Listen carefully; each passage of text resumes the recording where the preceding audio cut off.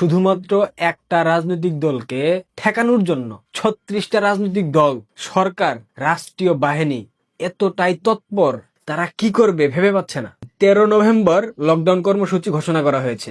এখনো 13 নভেম্বর আসতে তিন দিন বাকি, অথচ তাদের যে পূর্ব প্রস্তুতি, মনে হয় বাংলাদেশ আওয়ামী লীগ ওয়ার্ল্ড কাপের চ্যাম্পিয়ন দল হিসাবে খেলতে নামছে, আর তারা তাদেরকে হারিয়ে দেবার জন্য সর্বোচ্চ তৎপর। শিলং সালাউদ্দিন দুদিন পূর্বে আওয়ামী লীগের এই লকডাউন কর্মসূচিকে কেন্দ্র করে একটা বিদ্রূপ মন্তব্য করেছে। সে বলেছে ভারত থেকে লকডাউনের ঘোষণা দেয়, সাহস থাকলে দেশে আসুক, ভারত থেকে এসে কর্মসূচি পরিচালনা করুক, কিংবা তাদের যদি এত সাহস থাকতো তারা কেন ভারত চলে গেছে। আওয়ামী লীগ ভারত পালিয়ে গেছে, আওয়ামী লীগের কোনো শক্তি নাই বাংলাদেশে, আওয়ামী লীগের কোনো ভূমিকা নাই, কোনো অবস্থান নাই, কিছুই নাই। আমি সবকিছু শিলং সালাউদ্দিনের কথা মেনে নিলাম, কিন্তু শিলং সালাউদ্দিনের দলের লোকজন কেন স্লোগান দিচ্ছে আমার সোনার বাংলায় মুজিববাদের ঠাঁই নাই, বঙ্গবন্ধুর বাংলায় মুজিববাদের নাকি ঠাঁই নাই। মুজিববাদের মানে কি এই যুব দলের চালাবাজ নয়ন সে কি জানে? শিলং সালাউদ্দিনরা বলতেছে আওয়ামী লীগ শেষ, তাদেরকে বাংলাদেশের সাধারণ মানুষ প্রত্যাখ্যান করবে। ওকে ফাইন, মেনে নিলাম। যদি আওয়ামী লীগকে সাধারণ জনগণ প্রত্যাখ্যান করে, তাহলে বিএনপির মাথা ব্যথার জায়গাটা কোথায়? কেন যুব দলের সেই চাঁদাবাজ নয়ন স্লোগান দিবে, আওয়ামী লীগকে প্রতিহত করবে? কেন খোকার ছেলে ইশরাক বাধা দিতে চাইবে? কেন বলবে 13 তারিখ ঢাকার রাজপথে আওয়ামী লীগকে নামতে দেওয়া হবে না? দেশটা কি বিএনপির বাপেদের? ঢাকা শহরের পুরো রাজপথ কি ইশরাকের বাপ ইশরাককে লিজ দিয়েছে? নাকি লন্ডন থেকে পলাতক তারেক রহমান ঢাকা শহরের প্রত্যেকটা রাজপথকে বিএনপির নামে উইল করে দিয়েছে? তাদের কথার ধরন দেখে তো সেটাই মনে হচ্ছে যে তারা রাজপথকে ক্রয় করে ফেলেছে, এই সরকার তাদেরকে রাজপথ বিক্রি করে দিয়েছে। আওয়ামী লীগের কর্মসূচিতে সাধারণ মানুষ যোগ দেবে না, সেই ক্ষেত্রে কেন ডাস্টবিন শফিক একের পর এক আওয়ামী লীগের বিরুদ্ধে কথা বলে যাচ্ছে? কেনই বা সরকারের ক্লাউন স্বরাষ্ট্র উপদেষ্টা সে বলতেছে সেনাবাহিনীকে প্রত্যাহার করা হয়নি, অথচ প্রত্যেকটা গণমাধ্যমে সংবাদ হয়েছিল সচিবালয়ে একটা বৈঠকের মধ্য দিয়ে স্বরাষ্ট্র উপদেষ্টা স্টেটমেন্ট দিয়েছিল আর্মির যেই বর্তমানে মেজিস্ট্রেসি পাওয়ার দিয়ে মাঠে রাখা হয়েছে সেখান থেকে 50% অর্থাৎ 50% সৈনিককে উঠিয়ে আনা হবে, 50% মাঠে থাকবে। সামনে নির্বাচনের একটা পূর্ব প্রস্তুতির ব্যাপার আছে, এদেরকে রেস্ট দিতে হবে। তাহলে দুদিনের ব্যবধানে এখন আবার স্বরাষ্ট্র উপদেষ্টা পোল্টি মেরে বলতেছে কোনো আর্মিকে উইথড্র করা হয়নি। মানে এক মুখে দুই কথা। আওয়ামী লীগের সমাবেশকে কেন্দ্র করে কিংবা লকডাউন কর্মসূচিকে কেন্দ্র করে এদের এক একজনের প্যান্ট ভিজে গেছে, এইটুকু আপনারা নিশ্চিত থাকেন। এবং আওয়ামী লীগের যেইটুক প্রয়োজন ছিল এই লকডাউন কর্মসূচিকে কেন্দ্র করে, ওইটুক আওয়ামী লীগ সফল হয়েছে এবং আওয়ামী লীগ এই যাত্রায় জয়ী হয়েছে। আপনারা কে কিভাবে ভাববেন, কে কিভাবে নেবেন ব্যাপারটা আমি জানি না, কিন্তু আমার কাছে মনে হচ্ছে যেটা উদ্দেশ্য ছিল সেটা আপাতত 13 তারিখের পূর্বেই তারা সফল করে দিয়েছে। কিছু কথা আসলে বলতে হয় যেগুলা বলা উচিত না, তারপরেও তৃণমূলের উদ্দেশ্যে বলি। 13 তারিখ যদি আওয়ামী লীগকে দমন পীড়ন করা হয়, রাষ্ট্রীয় বাহিনী এবং অন্যান্য যে রাজনৈতিক শক্তিগুলো আছে তারা সবাই মিলে একত্রিত হয়ে যদি দমন করে, আন্তর্জাতিক অঙ্গনে এটা কখনোই গ্রহণযোগ্য হবে না। আবার ঠিক একইভাবে যদি আওয়ামী লীগ 13 তারিখে সফল হয় এবং 13 তারিখের কর্মসূচিতে যদি সাধারণ মানুষ স্বতঃস্ফূর্তভাবে অবস্থান নেয়, অংশগ্রহণ করে, সেই ক্ষেত্রে আন্তর্জাতিক পরিমণ্ডলে এই বার্তাটাও চলে যাবে এখনো আওয়ামী লীগ বাংলাদেশের রাজনীতিতে কতটা গ্রহণযোগ্য এবং শেখ হাসিনা এখনো বাংলাদেশের রাজনীতিতে কতটা গ্রহণযোগ্য। ইতিমধ্যে আপনারা বিভিন্নভাবে বুঝিয়ে দিয়েছেন, তবে প্রোগ্রামের মধ্য দিয়ে, কর্মসূচির মধ্য দিয়ে বুঝিয়ে দেওয়ার ব্যাপারটা অন্যরকম এবং এইটা বিভিন্ন জায়গায় বিভিন্ন ধরনের প্রভাব বিস্তার করতে সাহায্য করবে। এই যে 36টা দল মিলে একটা রাজনৈতিক দলকে প্রতিহত করার জন্য যে ধরনের পরিকল্পনা তারা আঁকাচ্ছে, পুরো দেশব্যাপী সোয়াট টিম থেকে শুরু করে একাধিক টিম, 50টা থানাকে সব সময় তৎপর থাকার জন্য নির্দেশনা দেওয়া হয়েছে।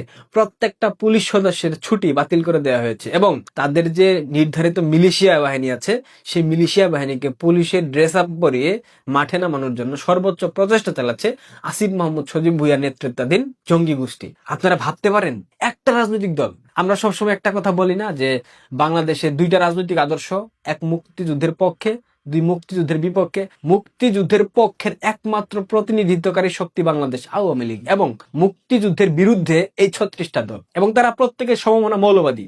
এই মৌলবাদী চক্র কখনো কোনোদিনও বাংলাদেশ আওয়ামী লীগের মতো প্রগতিশীল মুক্তিযুদ্ধের পক্ষের শক্তিকে ঠেকিয়ে রাখবে এই সক্ষমতা তাদের মধ্যে হয় নাই। যদি হতো তাদের যদি সৎ সাহস থাকতো তারা কিন্তু প্রশাসনের আশ্রয় নিত না, তারা কিন্তু প্রশাসনকে তৎপর করতে চাইতো না, তারা কিন্তু মিলিশিয়া গঠন করে আওয়ামী লীগকে প্রতিহত করার চেষ্টা মাথাতে আনতো না, কিন্তু তারা সেটা করেছে। এখন আওয়ামী লীগের যে ভাই বোনেরা আপনারা সেই 13 তারিখের কর্মসূচিতে যোগ দেবেন, যারা ঢাকার বিভিন্ন প্রান্তে অবস্থান করছেন এবং যারা বাংলাদেশের বিভিন্ন প্রান্ত থেকে ঢাকার উদ্দেশ্যে রওনা দিয়েছেন বা যাচ্ছেন বা আছেন বা আসছেন, আপনাদের প্রত্যেকের উদ্দেশ্যে কয়েকটা বার্তা। কর্মসূচি শেষে আপনারা সফলভাবে কর্মসূচি পালন করার পর যদি গ্রেফতার হয়ে যান, সেটা আওয়ামী লীগের জন্য ক্ষতির, সেটা বাংলাদেশের জন্য ক্ষতির। কারণ 13 তারিখের এই প্রোগ্রামটা শুধুমাত্র আওয়ামী লীগের প্রোগ্রাম না, এটা দেশ রক্ষার লড়াই, এটা গণতন্ত্র রক্ষার লড়াই, এটা সার্বভৌমত্ব রক্ষার লড়াই। সো এই লড়াই আপনাদেরকে যথেষ্ট কৌশলী হতে হবে।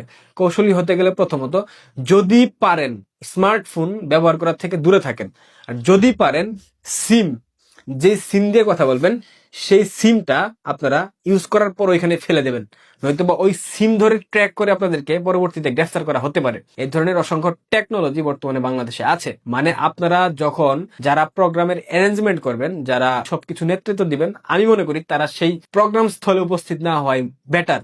আপনারা আড়ালে থাকেন, দূরে থাকেন, দূর থেকে সংঘবদ্ধ করেন, সেই প্রোগ্রাম সফল করেন, কিন্তু ওইখানে উপস্থিত থেকে ওই একই সিম ব্যবহার করে পরবর্তীতে আবার আপনারা যোগাযোগ স্থাপন করবেন, সেটা আমার মনে হয় না যৌক্তিক। কারণ আপনাদের যতগুলো মানুষকে গ্রেফতার করা হয়েছে দেশে প্রত্যেকেই সিম ট্র্যাক করে ডাটা কানেকশন অফ রাখেন সবসময়। এবং আরেকটা বিষয় খেয়াল রাখবেন, কখনো কোনো প্রোগ্রামে লাইভ করবেন না ফেসবুকে। সিম নেটওয়ার্ক ব্যবহার করে ফেসবুকে লাইভ করলে আপনাদেরকে ধরা খুব সহজ হয়ে যায় তাদের পক্ষে। তাই আপনাদের উদ্দেশ্যে বলতে চাই, প্রোগ্রাম সফল করলেন কিন্তু পরবর্তীতে গ্রেফতার হয়ে গেলেন, ওইটা কিন্তু সফলতা হইল না। কারণ এই লড়াইটা অনেক দীর্ঘমেয়াদী লড়াই। এই লড়াই জিততে হলে অবশ্যই কৌশল অবলম্বন করতে হবে।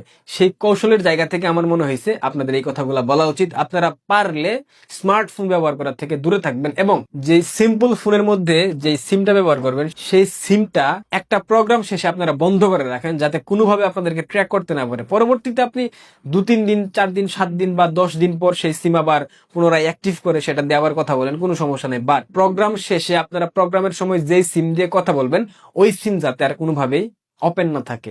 দ্বিতীয়ত, স্মার্টফোন ব্যবহার করা থেকে দূরে থাকবেন। তৃতীয়ত, কোনো প্রকার লাইভ প্রোগ্রামের ভিডিও করবেন না, ফেসবুক লাইভ করবেন না, যাতে করে আপনাদেরকে ধরতে সহজ হয়ে যায়। এই 3টা বিষয় মাথায় রাখবেন। সেক্ষেত্রে আমি মনে করি না তারা ধরতে পারবে, ওই রকম টেকনোলজি তাদের কাছে নাই। এই বিষয়গুলা অনেকেই জানেন না, যারা তৃণমূল থেকে প্রোগ্রামের জন্য আসবেন, ঢাকায় যাবেন, তারা এই বিষয়গুলো মাথায় রাখবেন। স্মার্টফোন কখনোই প্রোগ্রাম স্থলে নিয়ে যাবেন না। যে সিম ব্যবহার করবেন সেই সিম সাথে সাথে বন্ধ করে দেবেন এবং কোনো প্রকার লাইভ করতে যাবেন না। আগে নিজের নিরাপত্তা নিশ্চিত করতে হবে, কারণ এই লড়াই জিততে হলে অবশ্যই নিজেদেরকে নিরাপদ রাখতে হবে। কারণ এই লড়াইটা 2-3 দিনের লড়াই না, এই লড়াইটা একটা বিশাল শক্তির বিরুদ্ধে লড়াই। এই লড়াইটা একটা সাম্রাজ্যবাদী শক্তির দালালদের বিরুদ্ধে লড়াই। এই লড়াইটা একটা দেশদ্রোহী অপশক্তির বিরুদ্ধে লড়াই। এই লড়াইটা খোদ 71-এর মতো পাকিস্তানের বিরুদ্ধে লড়াই। কারণ বাংলাদেশে এই মুহূর্তে যা কিছু হচ্ছে সবকিছু আইএসআই নির্দেশনায় হচ্ছে, সবকিছু পাকিস্তানের তত্ত্বাবধানে হচ্ছে। খেয়াল করতেছেন না?